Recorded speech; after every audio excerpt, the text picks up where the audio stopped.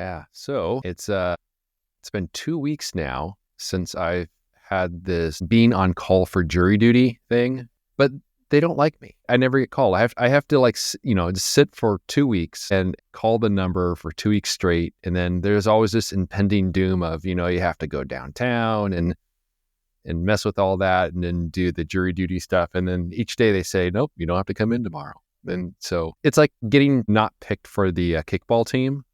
So, it's the sort of thing where it's kind of like, I don't want to get picked. I really don't want to get picked. But at the end, it's kind of like, I guess they didn't like me that much. I don't know. So I was going to say, it's not like something, it's not something as fun as kickball. I mean, I've never done jury duty before, but it's not something that I'm going to actively seek out doing. Yeah. Yeah. I mean, don't get me wrong. I have no desire to go there. I would do anything I could to get out of it. But at the same time, there is that little bit of rejection afterwards where it's kind of like, I guess I'm just not good enough for you people. I guess I don't have a fancy enough shirt. I don't know. Yeah, my problem is if I know that the day that I get called in for jury duty, it's going to be like a traffic ticket violation or something stupid. Yeah. Like it's just going to be so like cut and dry or like such a uneventful, boring thing. Like give me a serial killer or something. Like give me something exciting that I like can actually be invested in. Like, yeah, I'll take the traffic ticket if there is such a thing, for something like that. I'll take the whatever sort of like I'll take the small stuff. I would not be able to stomach anything major. It's just it would like torment me. I'd be like, no, this is not good. No, I want the serial killer that's like right around Philadelphia. Like, jeez, the one that's real close to the house and everything. Like I just barely scraped by, that kind of deal. That would be more fun. Like, how did I survive this? No, not for you. Not for me. No.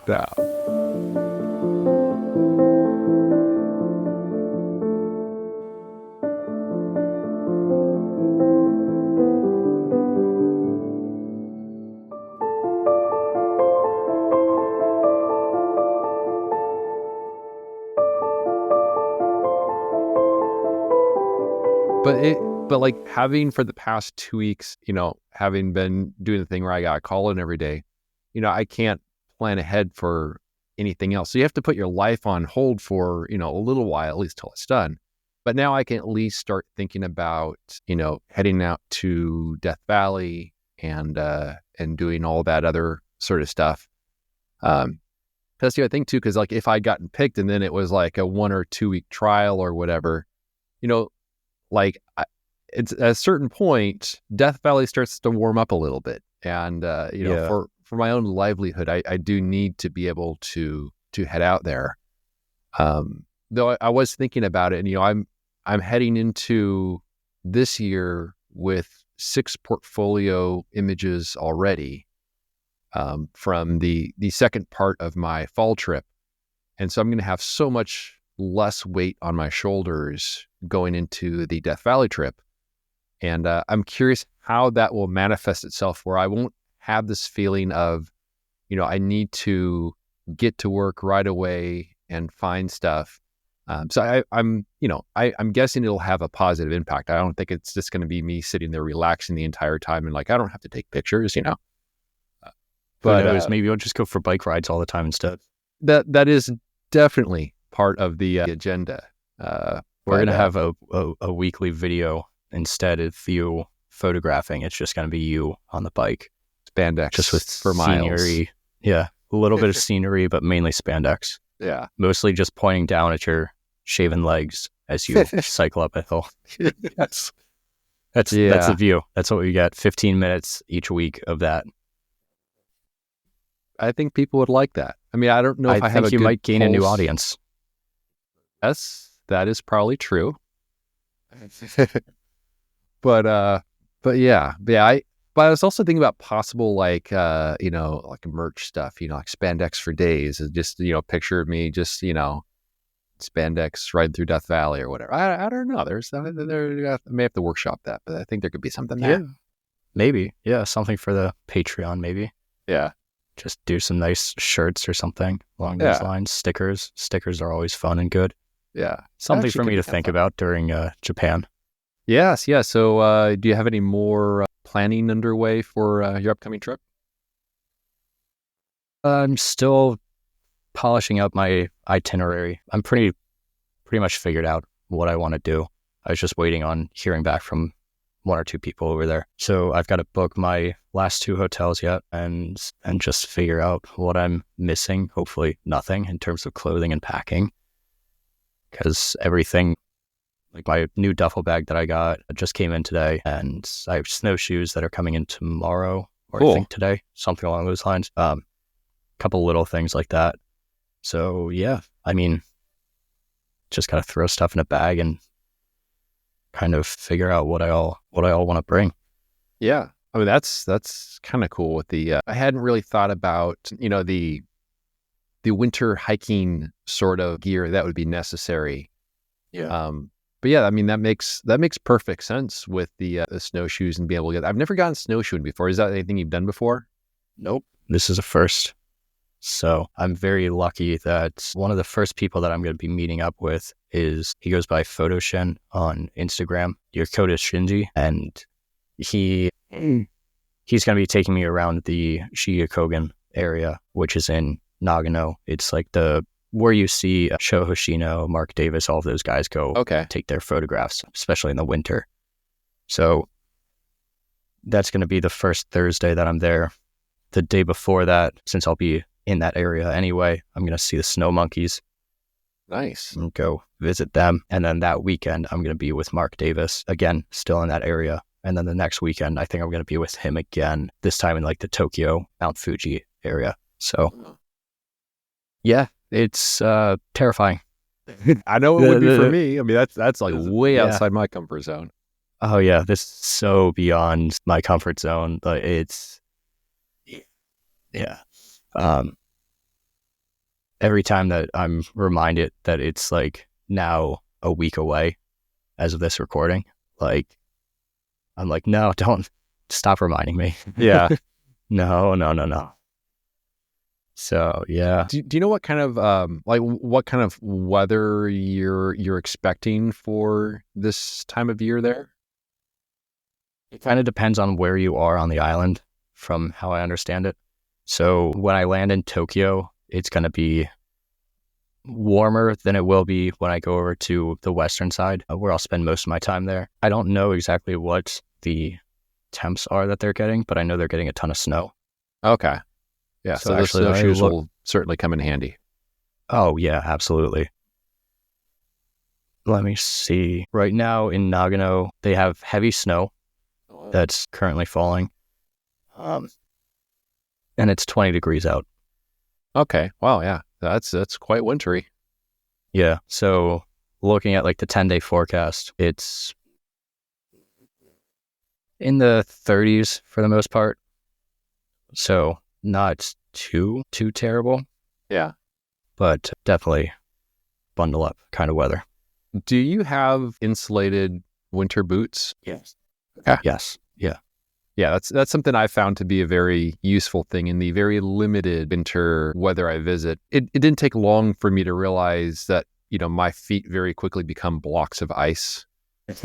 And so when I got some, I take them with me every year to Zion in the wintertime, and sometimes during the fall if it is going to have some pretty chilly weather.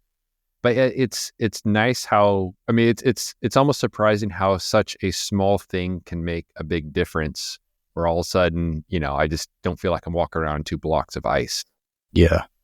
Yeah, it's funny because like a lot of this stuff I didn't think about in terms of like snowshoes or even snow pants. I had to buy a new pair of snow pants because first of all, I don't know what happened to mine that I had used. I don't like to think about this, but it's been almost a decade since I was in high school now. That's scary. Scary in the fact that it's going by fast or slow? Both. Fast. Yeah. Yeah, a little bit of both.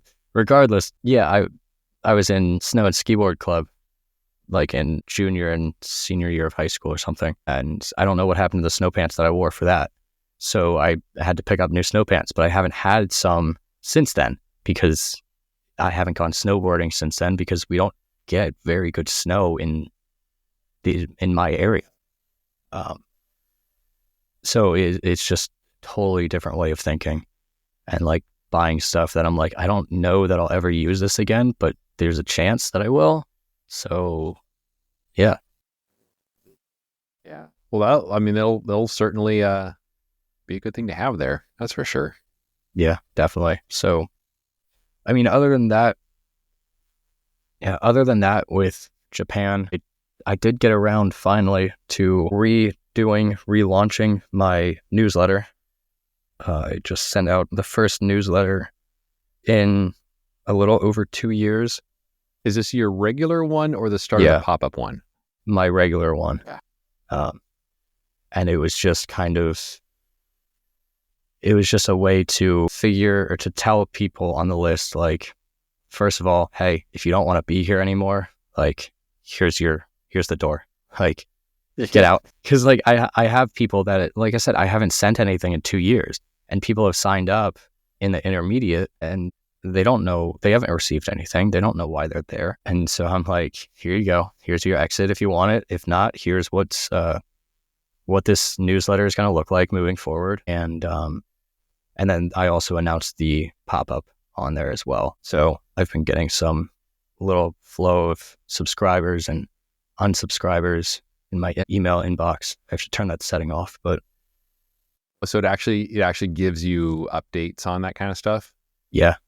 So I'm using a service called Button Down, which is a small kind of indie service. It's very,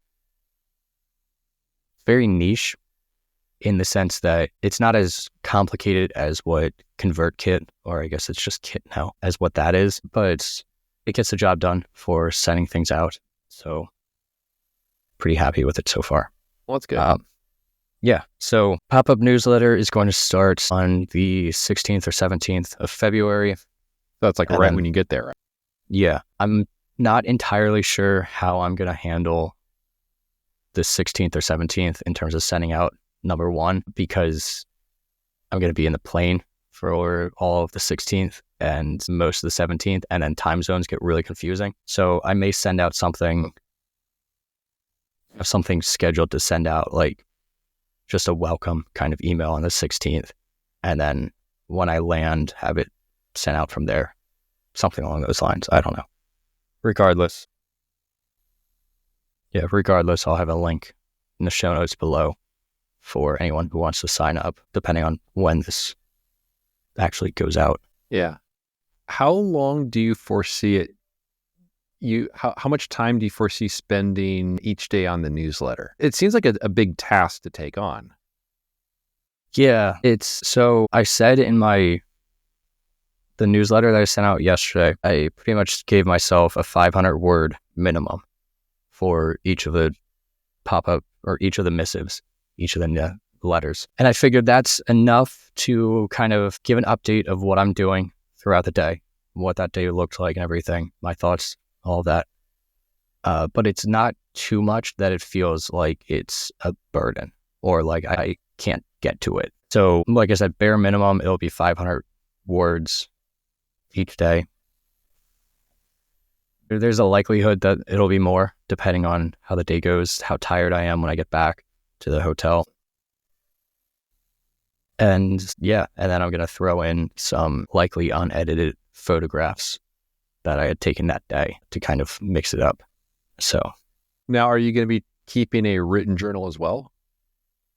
Probably not, because that's going to be a lot. Yeah. That's what I was thinking. Trying to double up, that's going to be a ton of work. I'll just use this as my kind of written journal, because really the whole idea behind this is to get my thoughts out and have a way to essentially journal to myself, like what's going on in my head, get all that stuff out of my head, because I know pretty much for a fact that I'm going to have a lot of anxiety around this trip and during this trip. Yeah. Traveling just because of the nature of it. Never fun to begin with.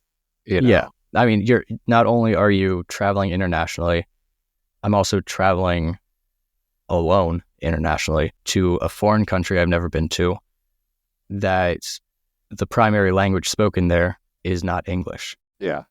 and everything is drastically different than what I'm used to here. So there's guaranteed to be some anxiety around the trip, at least until I start to find my footing, which I'm hoping I will by the time that I get to like the Snow Monkey Park and that kind of thing, start to get outside and really explore. Yeah. And also, I see how, just thinking about it, how in some ways, maybe being in that situation, there's, since there isn't, since it is a different language, there's less pressure to, converse with all the other people and this and that, where it's kind of like almost like you become a little bit more of a just an observer, and which could be a very good thing for what you're doing, because it takes the pressure off having to be as involved in a way. I don't know if that makes any sense. Yeah, definitely. Because like you said, it's me trying to immerse myself into this culture, into this world, essentially, as much as I possibly can. And obviously I can't immerse entirely because I don't speak the language, but I can get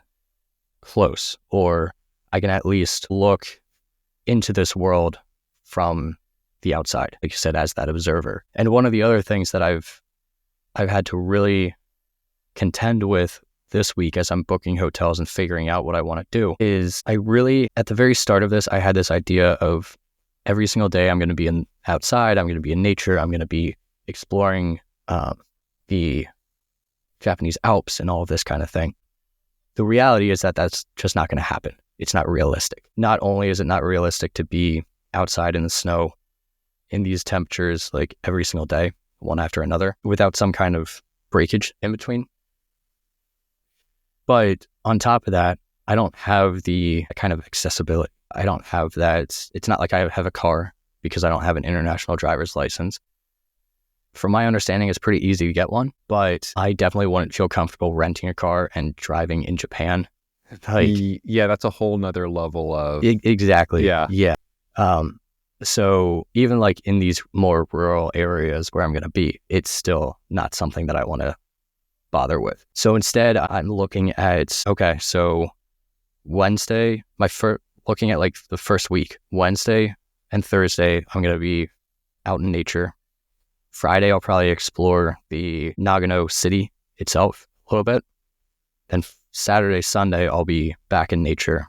And then for almost my entire second week, I'm going to be looking more at walking around these little towns and such that are around us and staying in, there's a town or a city called Toyama, I believe. And it's more of a coastal town along the western coast. So I'm just curious to explore that and to take whatever photographs I may find of more of the photographs that are intersection between nature and humanity, that kind of deal. Yeah, and you'll certainly have a lot more opportunities for that sort of stuff, compared to the more wilderness stuff, because, you just have a lot more going on in a smaller, more condensed area. So right. I see how that could be good. And also being, a nice change of pace from, as opposed to doing, the wilderness stuff every single day, because that would also get a bit tiring for sure. Yeah. So like I said, it's just a change of mindset compared to what I originally thought this trip would be, which, again, isn't a bad thing at all. Especially knowing that even now I know for a fact I'll be going back. This isn't going to be a one-off thing. It's absolutely going to be, if not yearly, a bi-yearly trip. Wow.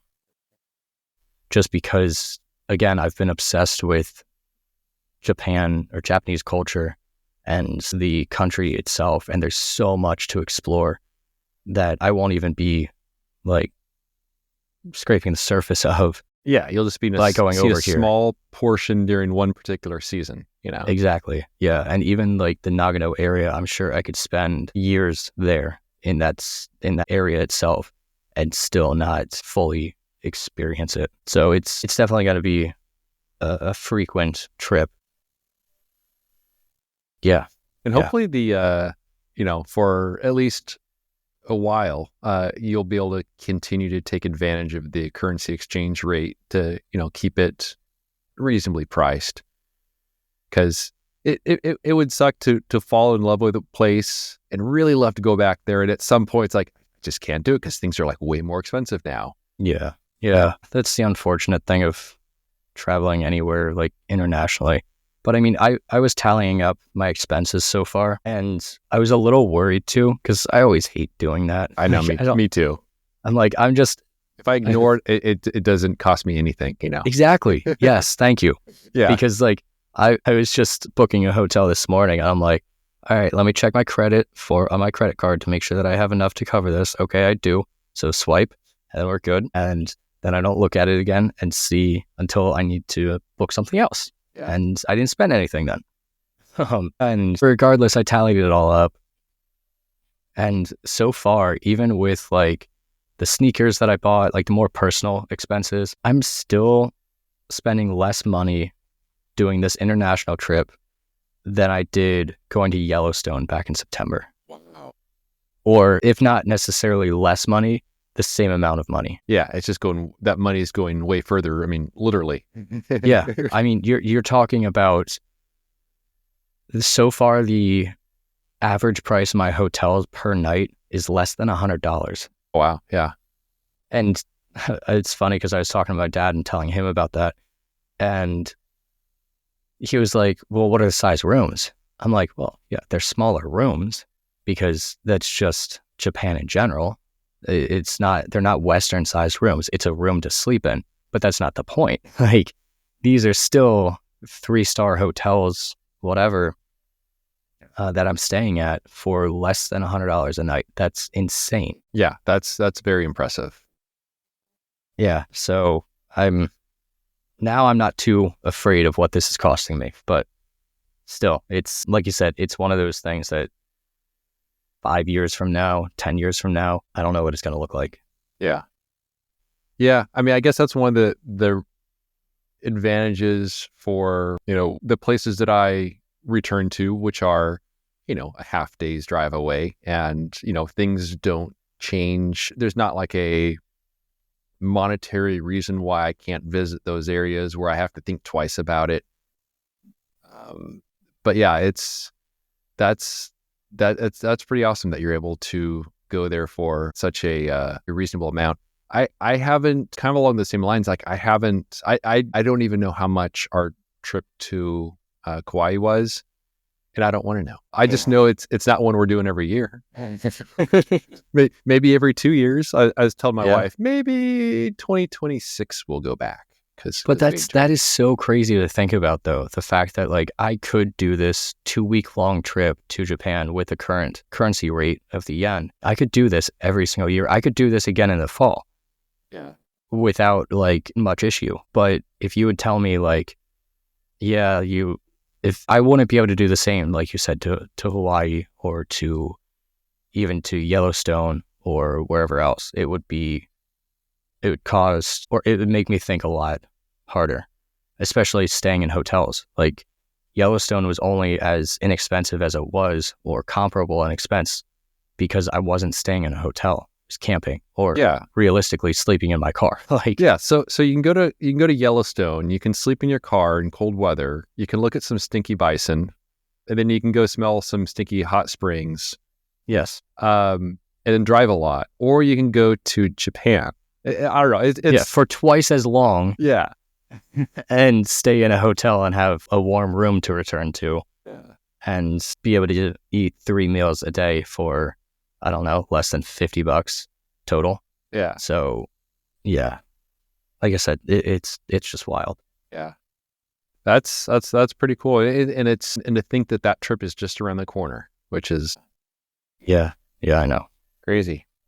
So one of the things I've been up to lately is I've been putting a lot more emphasis on rest, which is something that I talked about a little bit in the past, since I've been trying to do more of the cycling. But you can't just like suddenly start doing more. You have to kind of like ease into it, add a little bit more. And I've I've really just put so much more emphasis on the rest, which has been doing pretty well. But I was, prior to going on the trip to Kauai, I was doing these cycling workouts with the idea that I'll do some heavy workouts before going on the trip. The trip will be a nice rest period where I can relax, and that's kind of like when the body adapts and gets stronger and stuff. And then when I come back, I can, I start hitting those workouts again. But what was interesting is that, so when I was on the trip, the watch I have, the Garmin watch, it keeps track of the HRV value, heart rate variability, which is, the higher that number goes, the more well rested you are. And that's a number I pay attention to when doing the workouts. It gives you a feeling if you're, pushing it a little too hard, or if you can, put a little more effort in. But throughout the course of that trip, the number is dropping. And I'm like, I should be like rested. I should be relaxed.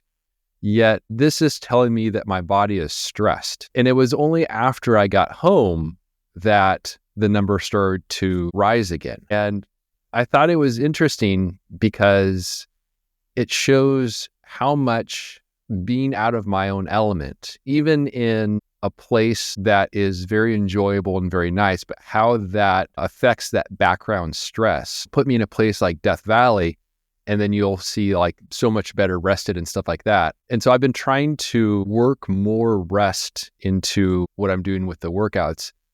And one of the things I've been doing is I've been going, like, I'll do like a cycling workout in the morning, and then I'll go do some stuff throughout the day. But around 2:00 or so I have my Forerunner currently set up for camping. I never take anything out of it. And I'll just go out to the garage. I'll crawl in my Forerunner. I'll take a little nap. It's awesome.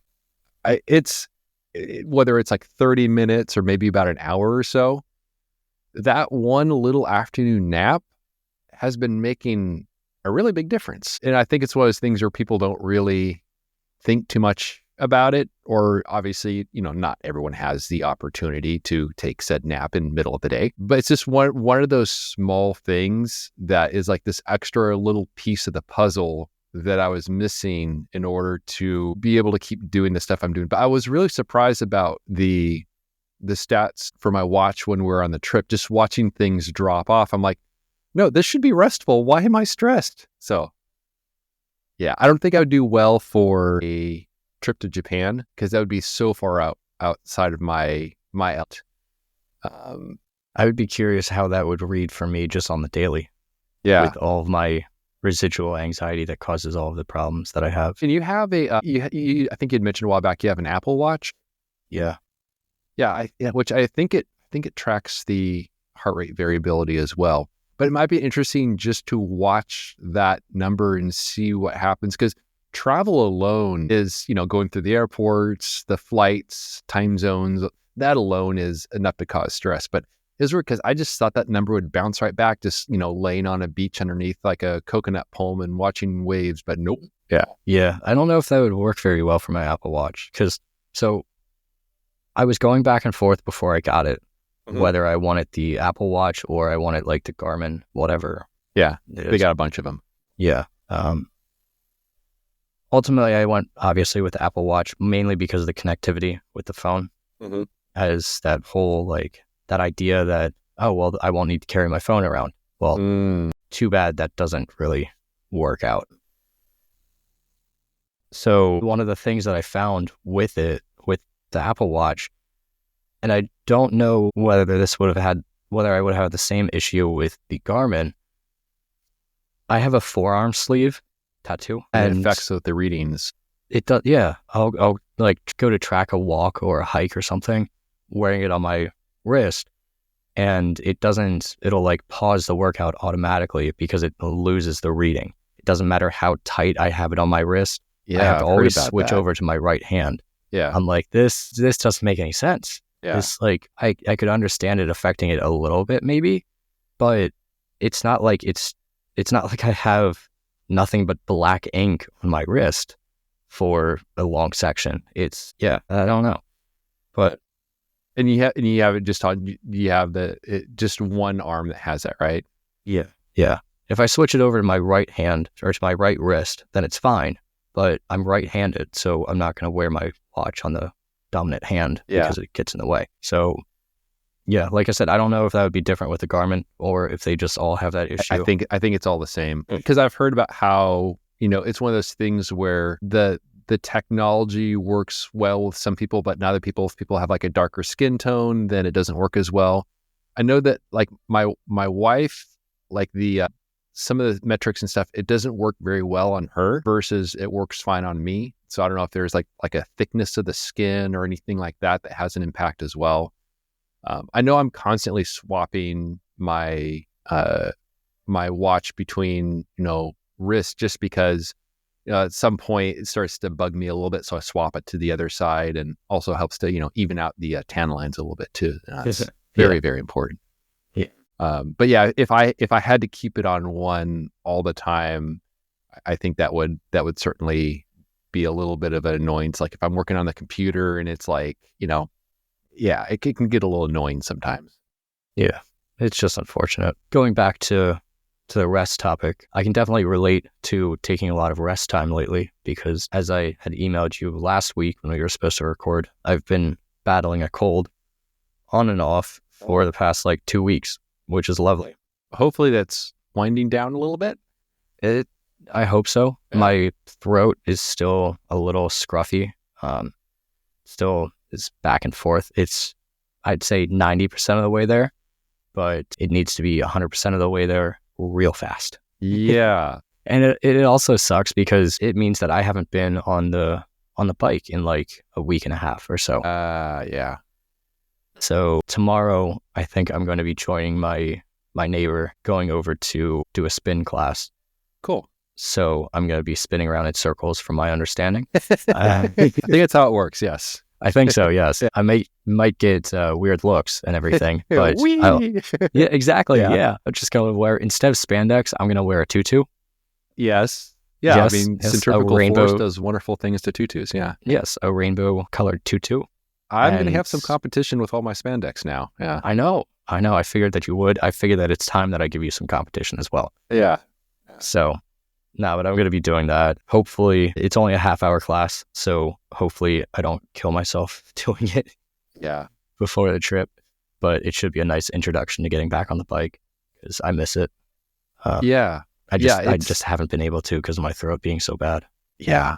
And that was one of my concerns leading into our trip to Hawaii, just because, it's, we left on the 3rd of January, so it's right after the holidays, all the family gatherings, everything else. And I know there's stuff going around.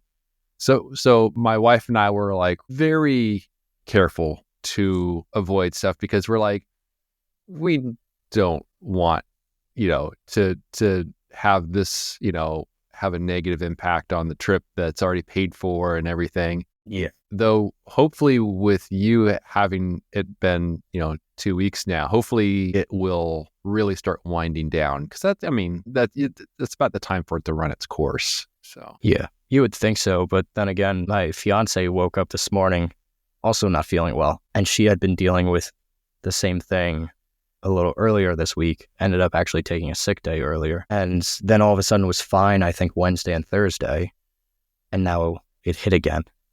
And I had experienced that same thing last week, where last Friday when we were going to record, it just hit me again in the morning. And then it took the weekend, and I started to feel better by Monday. So I'm kind of hoping that it's the same thing for her, and then it's just done with us and could go torment someone else. Because tell me, I'm done with it. Yeah. Yeah. Yeah. That's, 'tis the season. I mean, I was at Costco the other day and hearing all people hacking and all kinds of stuff. I'm like, oh, get me out of here. Yeah. I'm just not used to it, because normally I don't get sick, but I think back to it, and this is like the first year, or the first season, I'll say, where I've actually been around people, especially kids, who could be sick, or who are around other kids and that kind of thing. Yeah. Previous to that, I was, especially when I was just working for myself, I would go to the gym, and that was like the end of it.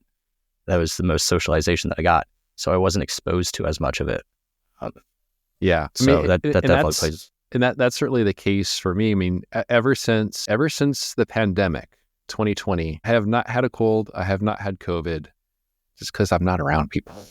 It's one of the many benefits of, so yeah, but yeah, I know that at some point when I catch something, oh yeah, after several years of having no real exposure to any of that stuff, oh, I know it's going to hit me hard. So Yeah. but with another week or so, hopefully it'll be on the downside and kind of diminishing by the time you're out traveling and stuff, all that. Well, and it's about time that we get on to our featured photographer of the week. Our artist of the week. So I've actually found that as we were discussing before we started recording on Instagram, when scrolling through stories or whatever, eventually I'll say, here are some suggested people to follow. I'm always like, there's going to be like influencers. There's going to be people doing stupid stuff or whatever.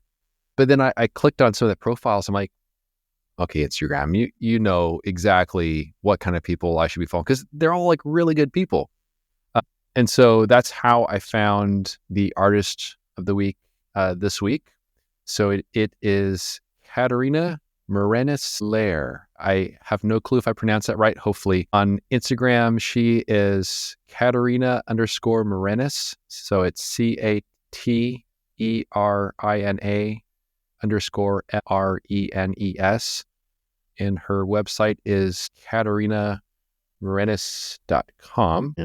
And if you didn't catch any of that, there's links in the show notes. Which no one did probably because exactly. I always laugh. I always laugh to myself whenever you start doing that, like spelling everything out. I'm like, there's links. Yes, just go to the link. There's links, but there will be some people driving. Oh, man, I dislike links. I need to hear a person stumble through a bunch of letters. Yeah, no one driving right now is like pulling over quick to type it up on their phone so they don't forget. Go to the link. But I'm on her Instagram right now. So she is.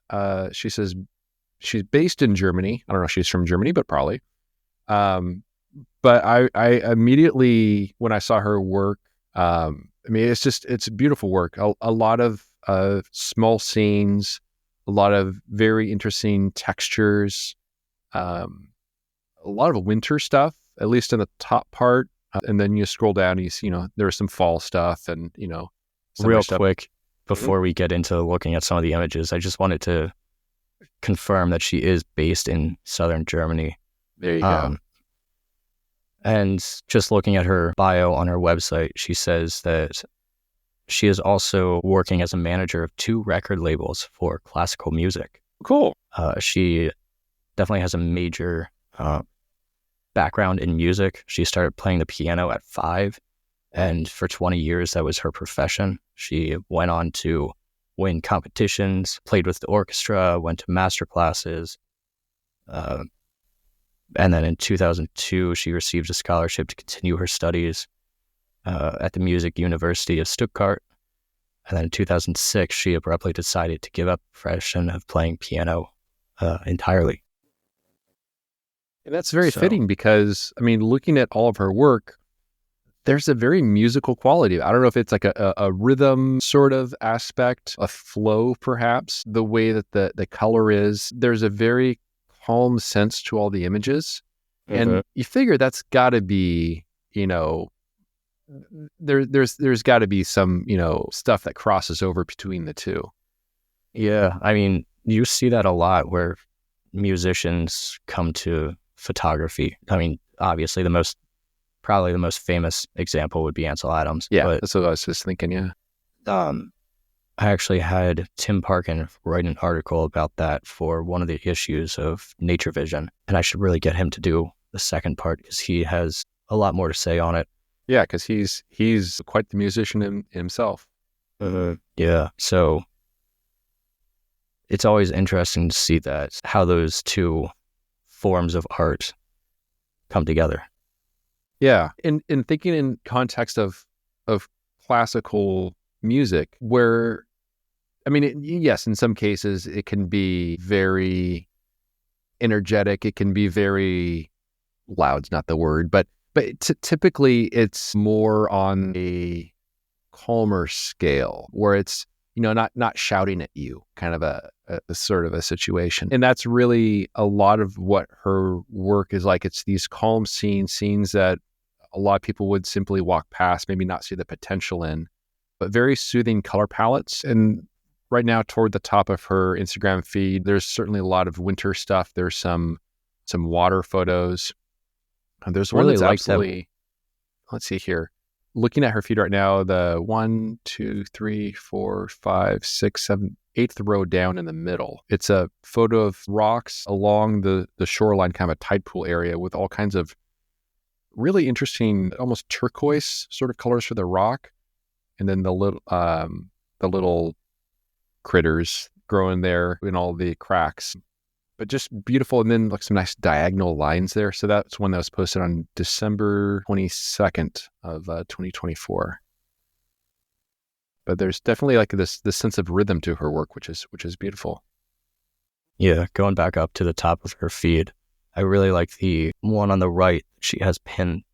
That was from November 20th and of 2024. And I always love the dichotomies that you can find in nature between something very sharp and jagged, such as like, I'm assuming a rock face here, against the water, but also like the similarities and the jaggedness of the water, because it's not smooth. You see all of the ripples and they align quite nicely, in a sense, at least, to the rocks.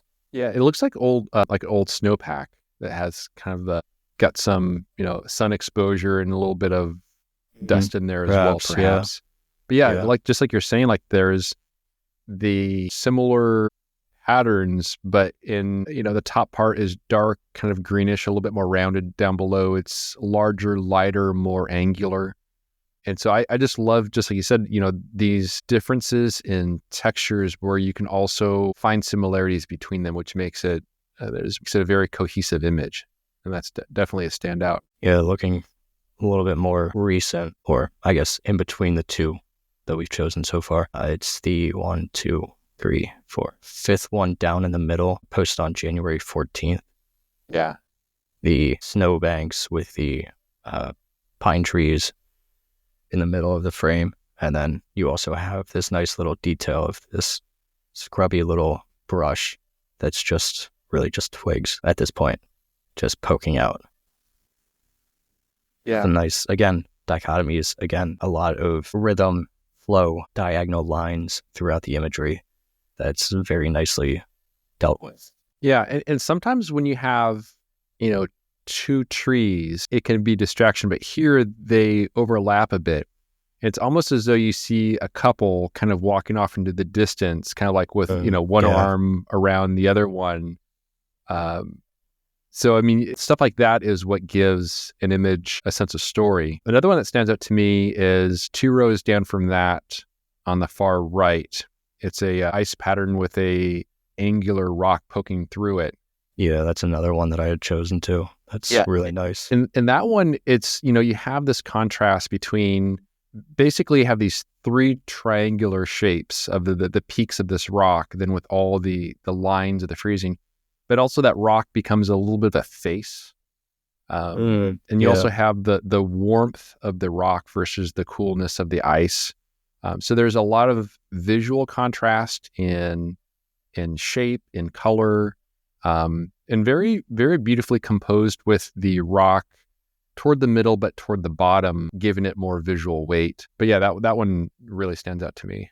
And even with all those lines going along the frame, not a single one cuts directly into a corner. It gets close. It gets close. Upper right gets close. Yes, it gets close, yes. But it's not directly into a corner. Not directly into the corner. Yes, so it's a very well-crafted composition. Yeah.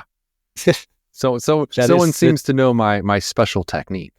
What's funny about that is that's like one of, obviously I've picked up quite a few things from you over the years, but that is one that will always stick with me. It bothers the hell out of me when there are lines going directly into a corner. Yeah, it just becomes an eye magnet. It's just yeah. I obsessed over that in Yellowstone, especially when we were doing like image critiques in the group. I had to bite my tongue a few times because it was just getting to the point where that was one of the things that I kept bringing up. And I'm sure it was just becoming like a nuisance of sorts. But I'm like, that makes such a difference to not have that. Like I said, this one it's close. It's really close and a little too close for my comfort, but it's acceptable enough.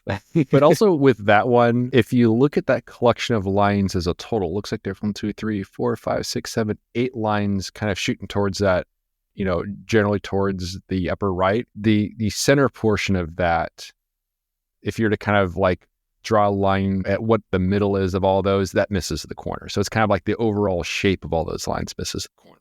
Yeah.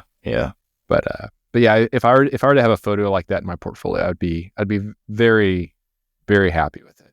Yeah, same here, definitely. And then just want it be in color. Exactly. I was to say, just the one just after it is in black and white. And there's also another photo on that next row, also in black and white, of some grass that's all matted down.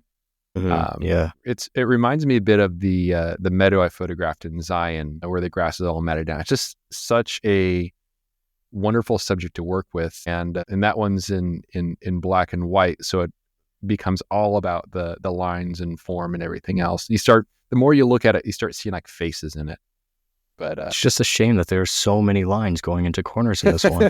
Yeah. I gotta be better than that. Yeah. But I'm definitely, I was definitely quite impressed at the pics that Instagram was giving me. So I think I may have to default to that. And I just kept going through all of them. I'm like, these are all people I should be following. So it's, I think they're doing something right over there. I don't know. Yeah, maybe. Depends on your point of view, I suppose. Yeah.